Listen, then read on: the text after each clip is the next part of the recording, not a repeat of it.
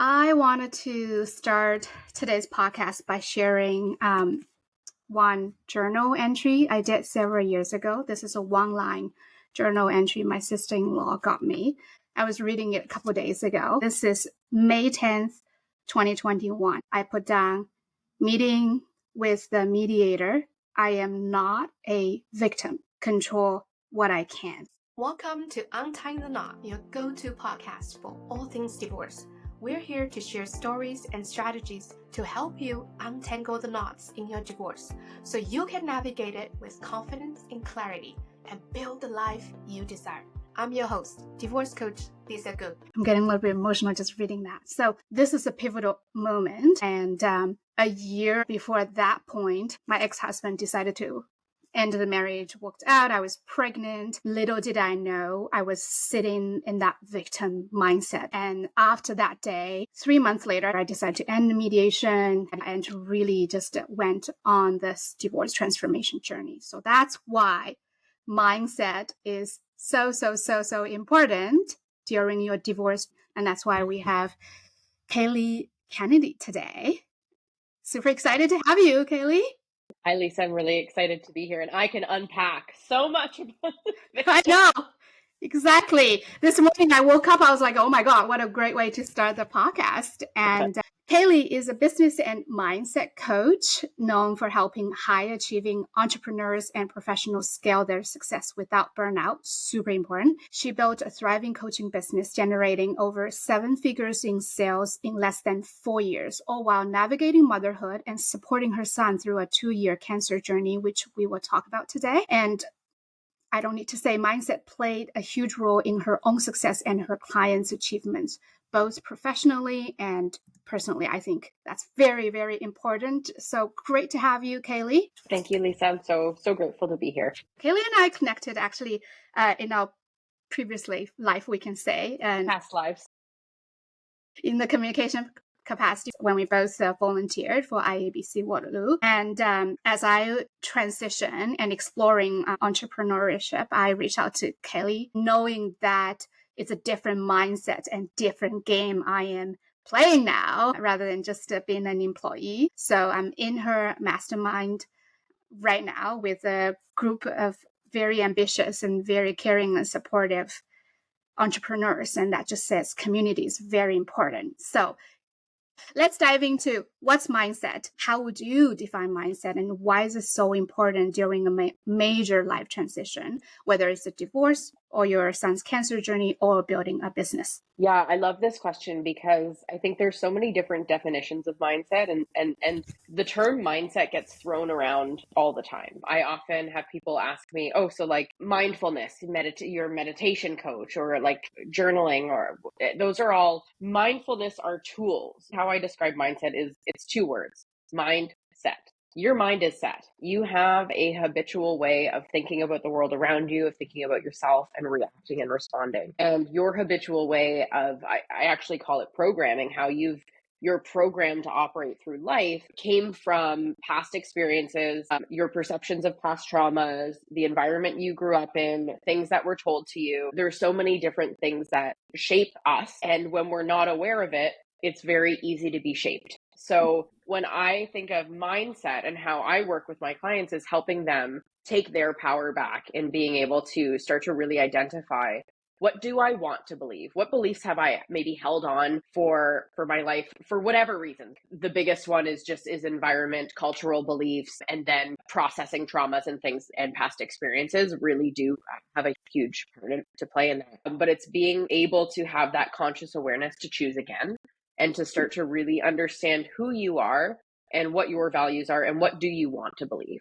Because we believe what we think we should believe, but we never really sit down and think of, well, what are my thoughts about that? And that's where I shift mindset from, is really allowing people to create their own inner space so that they can create whatever life they want instead of holding themselves back or holding themselves in victim mode or holding themselves in whatever mindset that they have been sitting in. Yeah.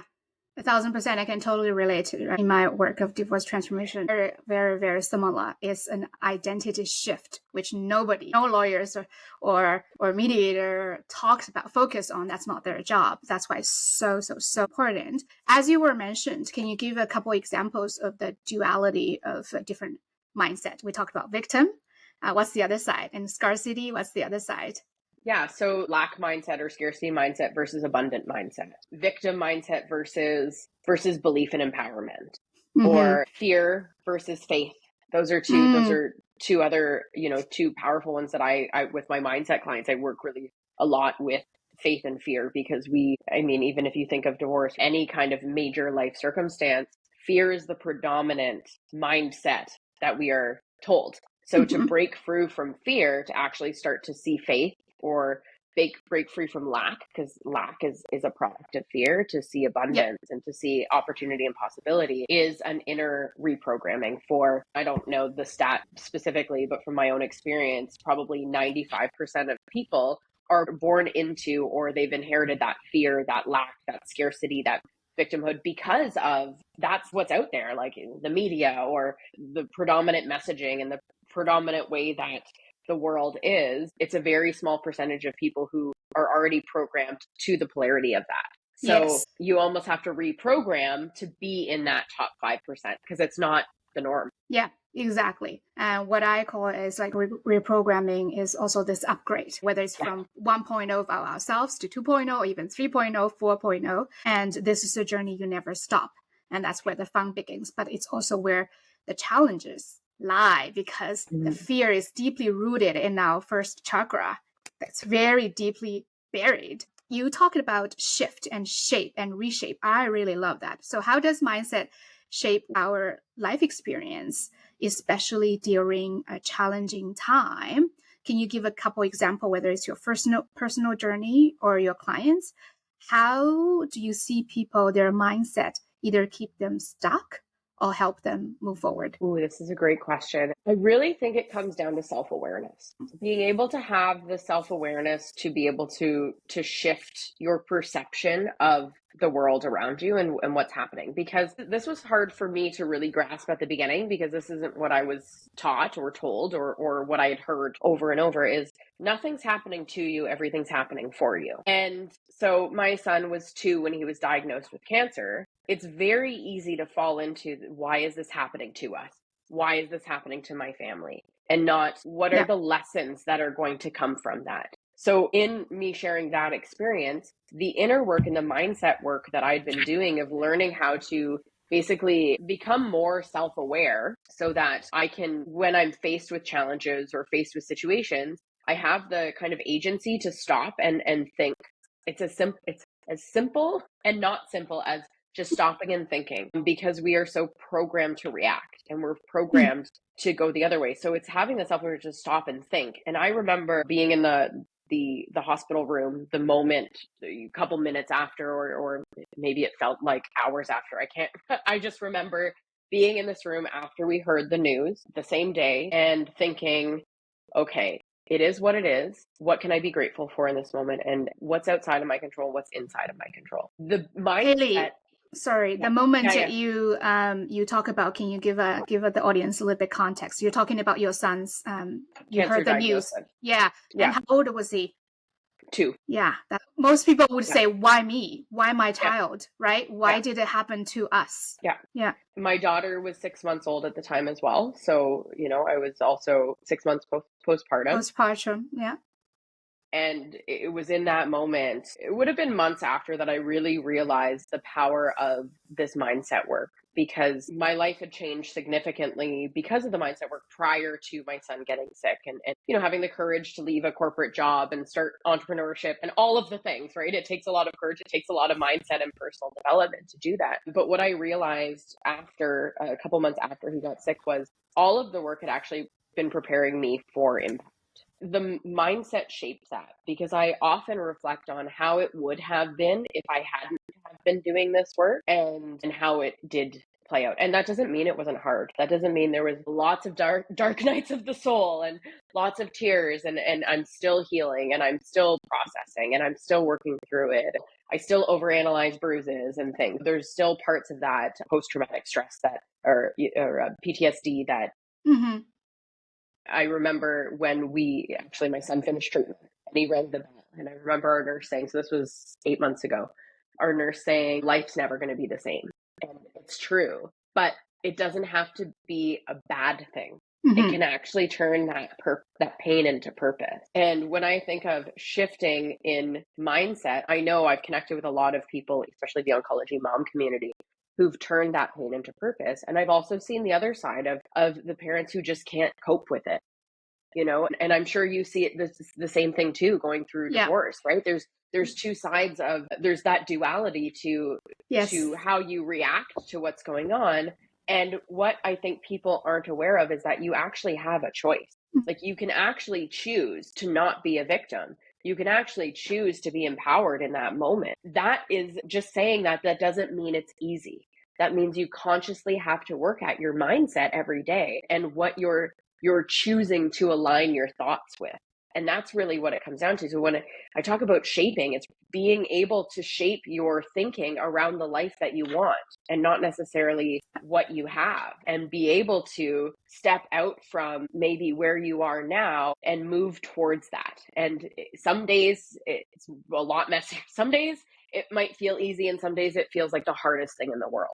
But every day you make a little bit of a progress towards that, you are choosing the positive pole instead of the negative pole, right? And you wouldn't know hot without cold. It's the same thing with victimhood or empowerment. Like, you wouldn't know one without the other. And it's just making that choice to not succumb to your circumstances. And that is one of my biggest messages in life, but also in business. I think a lot of people succumb to their circumstances instead of just making that choice to be empowered and move through their circumstances.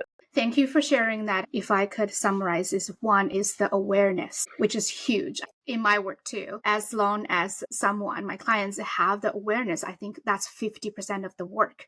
Because in order to change, or even you feel the need to change, you have to have that awareness first. And then you're saying the second point is consciously choosing a more empowered way. And sometimes you need that time to get there. Like for me, oh my God, 1 year, I was pregnant, I was postpartum as well, going through a very high stress situation. Also, there is abandonment. I'm a single mom with full custody, right? So sometimes you need that journey to get that point. But one day you have to ask yourself, like, okay, when is enough? Like, what do you, I often ask my client, like, what do you want? Yeah. And how hard do you want it? That's the key. Very interesting when you said, this morning I woke up. So when I have an idea about newsletter or something, I put it down. So it's messy. I don't know if you can see. Happen to you or happen for you? That's what I wrote down this morning. Oh, that's cool. So you just talked about it, Yeah. because we can all sit in that, oh, this happened to me, why me, right? The victim seat. And you talked a little bit about, especially during divorce, and a lot of situations are very traumatic. There may be abuse, whether it's financial or physical abuse, or even infidelity and other abandonment. So what's something small people can do or approach to get unstuck and start to shift? We talk about awareness and consciously choosing. Is there anything smaller steps that they can do? That on the side, and Kayleigh, you're also a child from a divorced family, you share, right? Being in that role. So can you share a little bit about, like, what's something tiny people can get unstuck? Gratitude. Gratitude, learning how to practice gratitude, because when you're in it, and it being whatever your dark spot is, you're in the thick of it. The early days, they might not even be the early days. I found some of my darker days were actually beyond when my son first got sick. And it was always looking to what do I have to be grateful for right now? And that's like an instant vibration shift. And when I say vibration, it helps you remove yourself from that victimhood to a new, because even when you're dealing with something that's super traumatic, and it could be, the divorce, and you're dealing with so many other things, it's like looking at, well, what do I have to be grateful for right now? You might not be grateful for a lot of things, right? But it's, instead of focusing on that, what can I focus on to be grateful for right now? I remember sitting in, kind of going back to the early days after my son got sick, and sitting there and thinking about how grateful I was that we were able to be together as a family, how grateful I was that we have the healthcare that can provide him, like grateful to be in a space. We were at a children's hospital that they know what they're doing, and we have this care team who they are going to work to make sure that he gets better. And so all of these things, even though there were so many unknowns, I was just focusing on the fact that there was things to be grateful for in that moment. So even through early stages of divorce, like grateful for your children, grateful for your health, grateful for maybe the courage to leave. Maybe that is it. I'm grateful that this is really hard, but I had the courage to leave and choose me. And that one decision allowed you to start rebuilding your own self-worth. So finding that, even though it's really, really hard, it's being able to find those glimmers of gratitude throughout it that can start to shift that right away. I love that. And the old me used to think like gratitude is so corny. It's like, Me too. seriously, Me it's too. like, oh, Yeah. of course you're gonna say gratitude. I just felt like so much resistance. But in practice, it's really true. And even in your situation, being grateful, that's the awareness piece. Being grateful that you did the work, the mindset work that brought you here, despite of the challenge, and you can get through this, right? Your family. And even that self-acknowledgement is gratitude. I remember long after, because I was just so focused on my divorce, like it took over my life. It's my life. 18 months mat leave and long after, until one day I walked out of the door and I looked up, I saw the blue sky. I was like, oh my God, the sky is blue. Like you're just so grateful for the beautiful weather, right? And for my children as always. So tap into that, because there's so many things we can be grateful to. And another thing which is super helpful when you pay attention to that, help us to get out of our tunnel vision, right? Out of our own misery of the things that we're focusing on. Also, being in a group setting could be very helpful, because you can see, other people share similar challenges. I'm not alone. It's also a great way. I started practicing gratitude in my 30s. So my parents separated when I was 1.5, 2. So I was very young. Very young. But thinking back, I wouldn't have thought this being gratitude at the time, because I didn't have the self-awareness, but I was grateful I had extra family celebrations. Basically, when I was a kid, I had more people buying me gifts. So standpoint, and being grateful for both of my parents being able to find people who made them happy, that they could restart their lives with. And those things, obviously, those weren't the things that would have been going on or that I was aware of. But as I look back in my self-awareness now, like if it wasn't for that, then I wouldn't have all of this. Like my stepdad, for example, took my son fishing the other day, like to have those relationships, right? And that wouldn't have happened. Steve Jobs said you can only connect the dots looking backwards, never looking forward. So when you're in those dark spaces, it's really hard to see what's next. But when you then look back and you're able to piece those, like, wow, this would never have happened if it wasn't for this, even though there was other things to process and grieve and all of those things. And when you are in the dark time and you're not able to look forward and you're struggling to even set those goals or whatever that looks like for you, like look back in the past of where things ended up working out. Where can you find the evidence from the past that things work out, so you have that reminder that everything does work out eventually. Sometimes it takes a while to get there, but everything always works out the way it's meant to. And that can be really hard when you're going through challenges, but it is the truth. Yeah, it's really embracing that. And this is acceptance as well, which is very hard when you go through a divorce, because there's a lot of resentment, anger, and other emotions tied into this, because something is being broken. Let's face it, right? Whether it's a family or relationship and finances. And it's, I think, back to the idea, did it happen to me or happen for me? if we are in that happen for me seat, then we can see, okay, the only way forward is embracing what's happening and make the best out of it. Right? That's more empowering mindset. So as we are talking about, one thing I notice as people go through divorce, myself included, and it's hard not to see it that way, is the scarcity mindset. Because no matter how we divide things, okay, even if you are multimillionaires, you're owning getting half it, right? Whether it's time with the kids or assets or however, and sometimes maybe less. So this idea, like, no matter how we do it, I'm losing in this because I'm getting less than I had before. Then the tunnel vision gets in, right? And people may not like I say it, but our tunnel vision is what get us stuck and drag the whole process. I mean, you can pinpoint it's the lawyer, it's your ex, it's other people, we heard all, but ultimately it's part of our choices as well. So how can we shifting from that lack and scarcity mindset and see what's beyond this that maybe people in divorcing can't see at this moment? Yeah. Well, I think you touched on something that I want to first talk about is the blame game. Mm-hmm. And I think we are very programmed as a society to play the blame game and not take responsibility. And this is where, when you learn, okay, it is what it is. I'm getting what I'm getting. The rest is up to me. And you can set that. Because if you stay in the blame game and you stay in that negative, that tunnel, you're not going to get out of it. And what you're actually going to do is you're actually going to dig yourself further into the tunnel. So it's this like idea of acceptance and then taking responsibility. Like you have that choice. And when you take responsibility, you take your power back. When you're playing the blame game, you're giving your power away to other people. Nobody has your power other than you. You can give it away if you want, but it's all you. So I think that's one of the biggest things is being able to accept and then move on. Now, what is the move on? What can you control?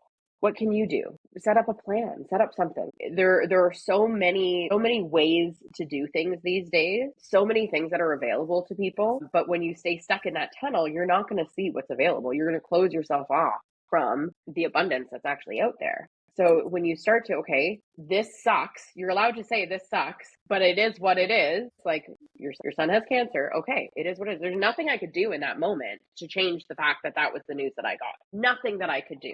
But guess what? I get to choose how I respond beyond that. And that's my power. And that's my right to have that power. And then the other way, not accepting or trying to direct to the other way. I mean, I definitely was there, trust me. And is our perceived sense of control. Yeah. But perceived. The real control is building ourselves and coming back to us. Yeah. And that's the only way forward. Great. So what I found, a lot of people going through divorce and probably any kind of change, and there is this predominant, deeply rooted, and I have that too, narrative is I'm not enough. So what are some practical ways to reframe I'm not enough to a more empowering, I am more than enough to have what I want, whether it's finishing this divorce fast or having what I want, whatever it is.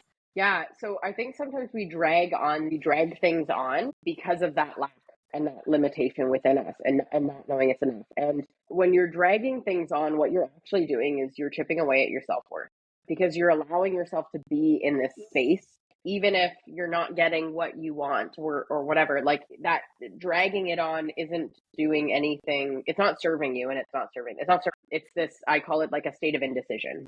You first have the decision to do something. Yep. And then the next decision is the actual action of doing that decision. And the state between the first decision and the second decision is a terrible place to be, and it's indecision. And what happens in indecision is you overthink, you overanalyze, you beat yourself up, you self-sabotage, you chip away at your self-worth, all of those things in that space because nothing's actually happening. So you think things are happening, but nothing's actually happening. So I talk about indecision a lot with entrepreneurs of taking big moves in their business, but you can use this example for any part of your life, right? So when I first started my journey in mindset work, so this was 6 years ago now, when I was pregnant with my son, actually, which is I think it's beautiful to see how it comes full circle.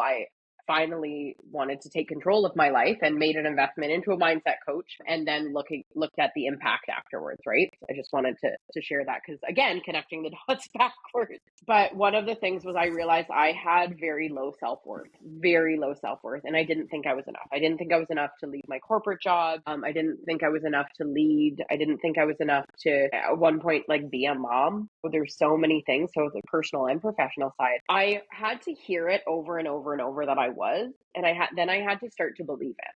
So I use Post-it notes. Lisa knows that. I had Post-it notes all over my house that just were reminders that I am enough. That's it. I am enough. They were in places that I still have some because they remind me of how far I've come. Where my vitamins are in my kitchen, like right there, I opened the cupboard and it's still, I am enough. That's actually where we had all of Ethan's med stuff. So it was that, and then I am enough as that reminder. It's still there. But I had to have those reminders, like those visual reminders, to bring me back and remind me that I am enough. How I didn't feel like enough at first when I started to put these reminders around. I felt like a fraud, but I just kept going to the messages until finally it clicked. And I was like, wait a second, I am enough because I'm here and I'm alive and I'm breathing. That's all that I am worthy because I am here. I'm alive. We're all worthy. I finally believed that after I saw it enough. So my suggestion is setting these reminders to remind yourself of who you are, like who you really are. You are enough. You are worthy. You are capable. You are, you are courageous. You can get through hard things. Like whatever that reminder is for you, put it everywhere. Because on the hard days when you'll get up and you don't want to get up, right? Yeah. The hard days when you don't want to get up and you have to drag yourself out of bed because the kids or work or whatever it is. You go to your bathroom and you may grab your toothbrush because I hope you're still brushing your teeth. It's hard to put that toothpaste on the toothbrush. You have a little reminder with a note that you are enough and that you are worthy or whatever that is for you. That can change your entire energy of your day. Yeah. Thank you for sharing that. And something so small, and it can have a huge impact. And like you said, you may not believe that at the beginning. Consistency is the key. We're doing some reprogramming, as Kayleigh said. It's not easy. It's not even easy to reprogram a software, let alone your years of conditioning and patterning. So try something small. If nothing has worked, why not try something different? This might actually resonate with your audience too. My first coach, because I didn't love myself very much when I first started, and I didn't really realize how I didn't really love myself, and I didn't really respect or treat myself very well, which is tied to the enoughness and the worthiness. Self-worth. My first coach said, I want you to look at yourself in the mirror, like look at you into your eyes and look in the mirror and just say, I love you. Yeah, no. And I was like, oh, I was like, this is too much. Like and so I started doing it and I was so uncomfortable. Like I remember looking at myself in the mirror and being like, I hope my husband doesn't hear me. Like he's not going to judge me, but all of these thoughts going through my mind of what are other people going to think if they see me telling myself I love me. And so there's so many things so many layers to that, but being able to just start. And so it would start with a whisper, like I'd make sure no one was around and I'd like look in the mirror and then I'd like run away. But you just start small. And then eventually, like now I can build myself up in front of the mirror and power pose and whatever. I'm not worried about that anymore because I've cultivated that self-love and that removing the fear of criticism and all of those things that I used to hold so very dearly to me. But it took time and it was a process and it was very uncomfortable at the beginning. Yeah. And especially that little critical voice, so subtle, but so persistent in our mind, it can destroy us, right? And I love actually in one of our group coaching sessions last year, we did this exercise. I coach both men and women. You can see in the man's face, it's like, asking me to look at the mirror and tell myself I love me. And then in some cases is especially when going through some divorce and you may not have all the support you wished, right? Or you may feel shame and guilt and you don't want to reach out. And we talked about an exercise, like you can just hug yourself and you can see their faces. But in hard times, those can be really helpful. And self-love, like you said, is something that takes time to really cultivate, especially when there is a abandonment or separation during divorce, it can feel really hard that you're loved, but you are deeply, deeply supported, protected, and loved. And that's just the nature of us. And I also want to touch a little bit about indecision during divorce. And you talked a little bit at the beginning. Indecision is extremely draining because you are in limbo. Mhm. People underestimate, especially during divorce, how much energy it's draining you when you're not making a decision. So I always encourage my clients, we have to look at the dollar amount, but also considering the time that you're invested and your mental energy, your mental well-being in making this decision. Because if the dollar amount is 500 or whatever, you have to decide, is it worth it for you to potentially spend 1-2 more years and all of your mental well-being in fighting for this, whether it's 10,000 or even 100,000, right? And that's very important when we are making a decision from our sense of self, getting clear of who we are and what we want. And then you can make decision with more ease. And I want to touch into that part. It's a perfect segue because I help my clients rebuild their sense of self, their identity during and after divorce, a huge, huge important piece. And you once said, you can't outperform the image you hold yourself. So let's unpack that and how important that is, because people can make that decision because you haven't become that person who can advocate or guide or tell your lawyer what you want throughout this divorce yet. So I think even, so I'm going to, I know where I'm going with this. Like, okay, where do I go? How far back do I go? I'm going to just go all in. So we have a subconscious image and perception that we hold of ourselves. And that is, my mentor used to call it self-image. I call it our self-perception because I think it's more than our image. It is how we perceive ourselves, how we perceive our capabilities, how we perceive our worthiness. And it's all perception. It's not truth. It's perception based on experiences, all of the things that I was saying earlier of how our belief systems and how our programming is formed. And the image that is burnt into our subconscious, that is the image that needs to start to change in order for us to step into this new person and this new identity and to move through challenges in a new way. Now, the thing is, this is in our subconscious mind. So how do we reprogram it? Well, it's through conscious awareness and conscious action. So you cannot outperform the subconscious perception that you hold of yourself, because what will happen is if you try and you're not working on fixing that subconscious at a subconscious level, and a lot of this also is healing. Like a lot of this is healing work and a lot of this is self-awareness work. You'll keep reverting back. So it's almost like a thermostat.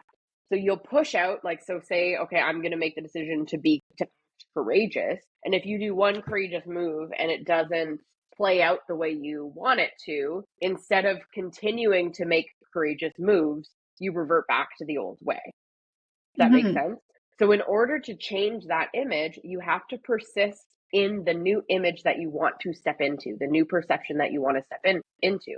So I use this with entrepreneurs all the time. It's the person who is already achieving your goal. Who are they and how do they operate? Now, that idea that you're creating is different from how you're operating now. So every day you step out and start to operate in that new way.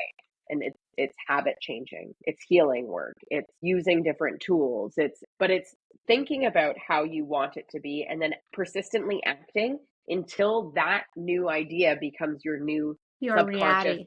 Yeah. It's your new thermostat essentially, or your new subconscious image. Because if you don't work on changing that image and that perception, you'll continuously revert back. Yeah, that's the cycle. That's a vicious cycle. You're going back, you want to change, you're going back. And also some question to ask is, how would that new me make decision now?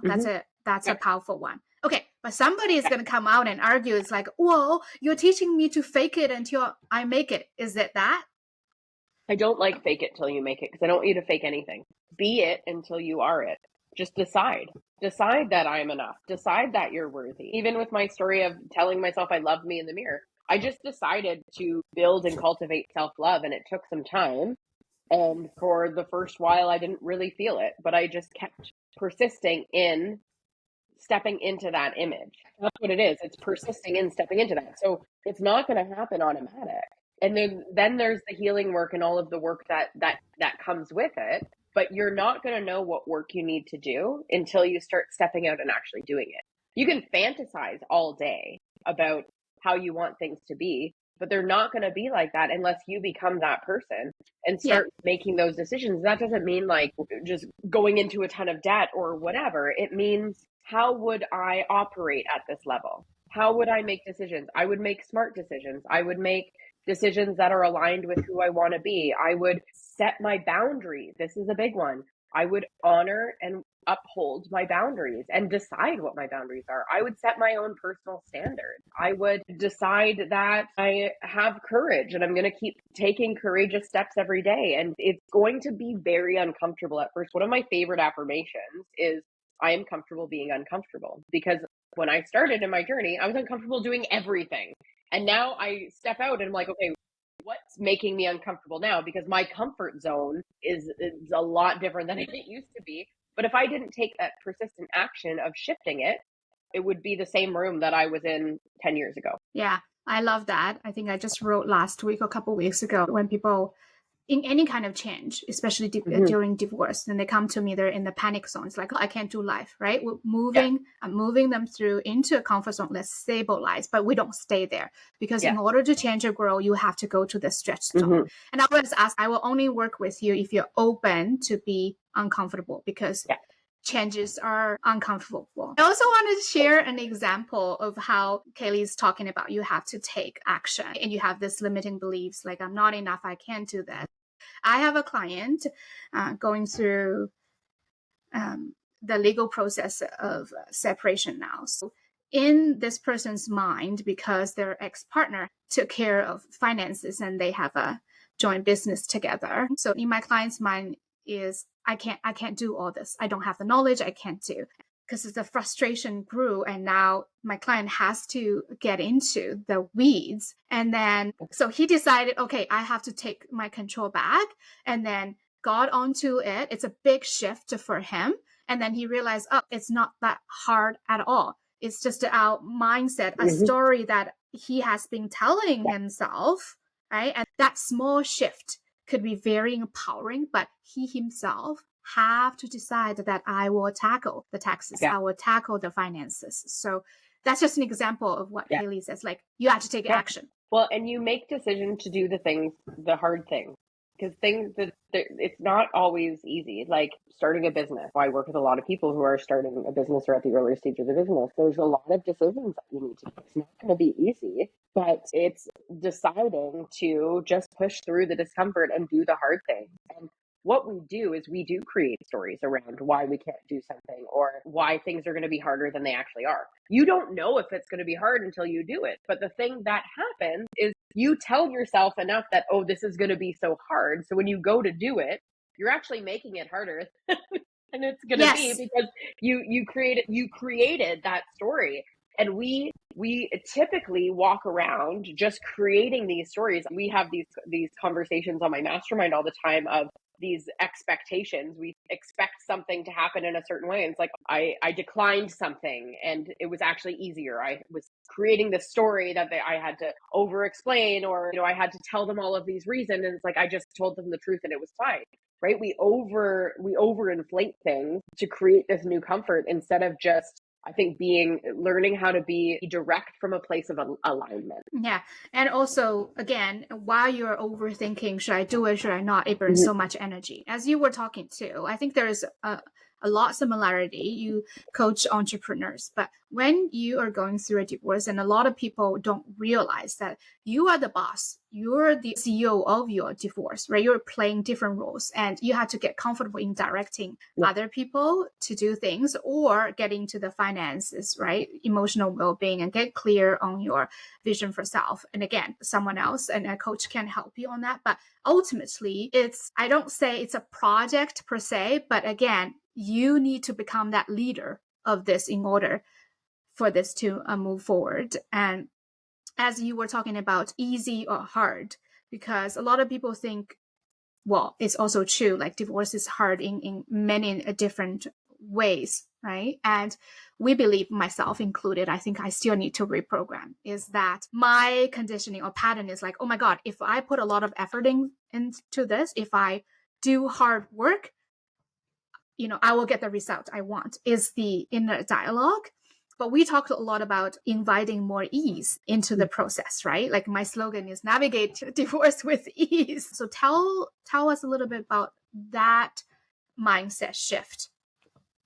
We can make things as hard as we want to, and we can make things as easy as we want to. And a lot of that is in even that decision-making process that we were talking about, but it's learning how to stop overthinking and overcomplicating things. Now, there are certain things that they're just going to be hard, but you can make them harder, or you can make that hard a little bit easier. Mm-hmm. And you do that through action. One of my mentors taught me this idea of like a terror barrier.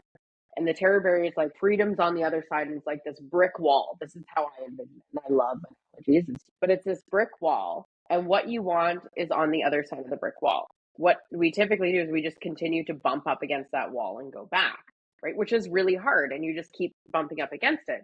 Now, there's a bunch of different ways. Some of those ways are harder than others. Some people will literally try to climb the wall, and some people will be like, I'm just going to build a door, and they figure it out. So you can scale the wall, Spider-Man style. My son's really into Spider-Man. Try to figure out how to climb the brick wall. That's going to be really hard. Or you can go get a ladder. You can break down the wall and build a door. So all of those ways, they're going to lead you to the other side, but they're all a different level of hard. We typically do the harder ways instead of being like, I got to go find that ladder, right? Does that make sense?